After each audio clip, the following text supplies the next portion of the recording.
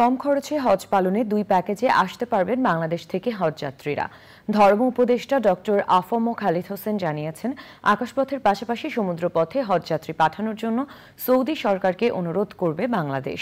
মক্কা থেকে MY আলাউদ্দিনের report. বাংলাদেশের হজযাত্রীদের খরচ কমানোর পদক্ষেপের অংশ হিসেবে সৌদি আরব সফর করছেন ধর্ম উপদেষ্টা। বৈঠক করবেন সৌদি হজ ও উমরা মন্ত্রীর সাথে। মক্কায় বাংলাদেশ হজ মিশনে স্থানীয় গণমাধ্যম কর্মীদের সাথে মত বিনিময়ে কথা জানান উপদেষ্টা। উমরা মন্ত্রীর সাথে আমার 6 তারিখ বৈঠক আছে। আমি ওখানে আমরা সুনির্দিষ্ট কিছু প্রস্তাব দেব। আমরা জাহাজে পাঠাবার, এটা আমাদের জন্য, বহু মানুষ জাহাজে হজ করতে চায়, আমাদের খরচের অনেক কমে যাবে। 1,65,000 টাকা আমাদেরকে সৌদি গভর্নমেন্টকে দিতে হয়। মিনা, আরাফা, মুজদালিফা এগুলোর তাঁবু ভাড়া, খাবার, এমনকি ইলেকট্রনিক চার্জও দিতে হয়।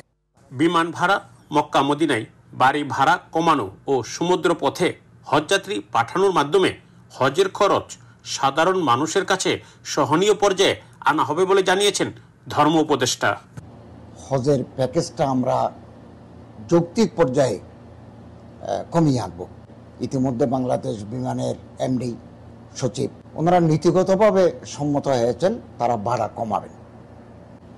1.5 কিলোমিটারের ভিতরে আমরা একটা প্যাকেজ ঘোষণা করতে চাই। আরেকটা মনে করেন 3 কিলোমিটারের ভিতরে ফ্রম হলি কাবা আমরা আরেকটা প্যাকেজ নিতে চাই। তো একটু দূরে গেলে ঘর ভাড়া কম।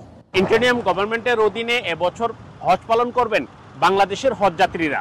রাজনৈতিক প্রভাবমুক্ত, মাথাবাড়ি প্রশাসন এবং দালাল ফৌরিয়া মুক্ত হজ ব্যবস্থাপনা আয়োজনের মাধ্যমে হাজিদের প্রত্যাশা পূরণ করবেন বাংলাদেশ সরকার, এমনটাই প্রত্যাশা সংশ্লিষ্টদের।